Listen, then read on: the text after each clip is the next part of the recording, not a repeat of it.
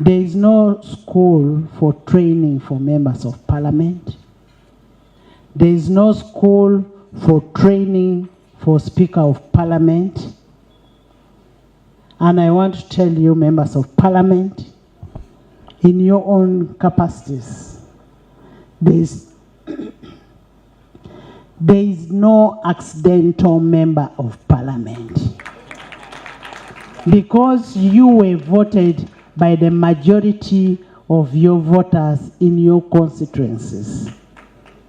And there is no accidental Speaker of Parliament.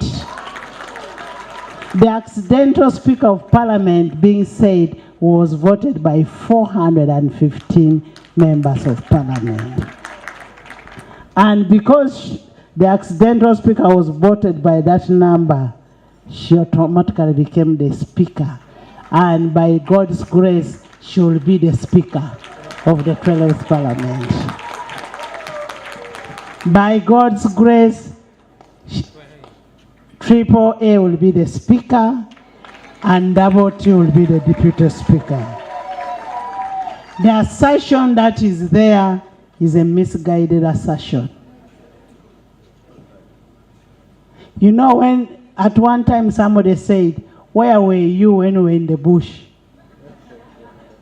Where were they when I traversed the whole country to look for your votes?" Whoever I look for their votes,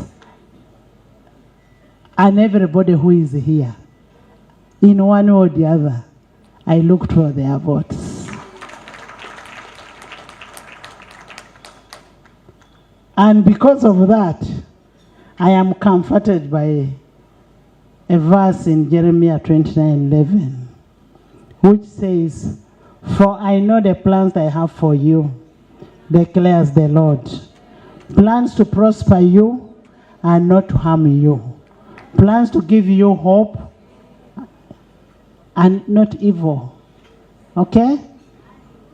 But then Proverbs 17:13 says, "Evil will never leave the house of those who pay back evil for good." There are those who have done good, but they are paying back by doing the opposite. And I'm telling you, the good Lord that we serve will curse you for the rest of your life. And I want, in a special way, again to thank you, all of you. We are going to go to Chankwansi for those who are in the NRM and independent learning by around 7th to 14th of April.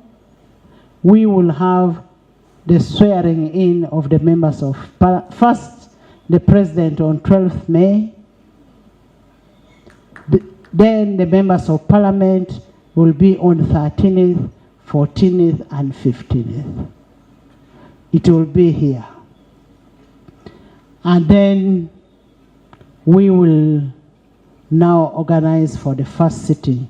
We will dissolve this house on 24th, midnight 24th. I am still the one arranging for the voting of the speaker. I will still be the speaker until few hours to the voting of the speaker. So we will let you know when we will have, but we want to request you to be the ambassadors. And as for ladies, I want you, whether I am in this parliament or not, there must be gender equality. If the man, a woman is, if the woman is a speaker, the man should be a deputy. You can never have two men together. We said no to homosexuality. Why are we bringing? I say all this for God and my country. When we were passing the anti-homosexuality bill, everybody was fearing even to move near me because they thought they would also be attacked like I was attacked.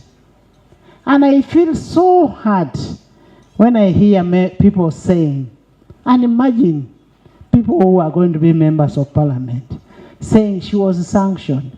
I was sanctioned for the good of this country. I protected the values and the traditions of this country. I carried the cross for the good of this country. And I am ready still to carry it. And I have said over and over, I do not mind about the sanctions. When I am going to Bukedea, I do not need a passport or a visa.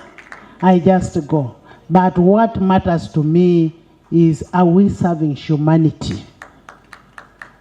Are we doing the rightful thing as per the biblical teaching? That is what matters to me. This speaker, finally, by the way, she was, have you ever been dropped in the middle of the ocean? She had spent 5 years in Parliament. She becomes a deputy speaker, well knowing that she's going to get a senior speaker who she will learn from. After 9 months, the unfortunate happened, and she was left alone. She struggled. She had a new deputy. We struggled, and she steered Parliament, and she kept it steady. So I want to thank you, Right Honour. With those very many words, congratulations, and let us welcome our guest speaker, the principal judge, Her Lordship Abodo, Jane Francis. I joke with her that she's a Karachuna.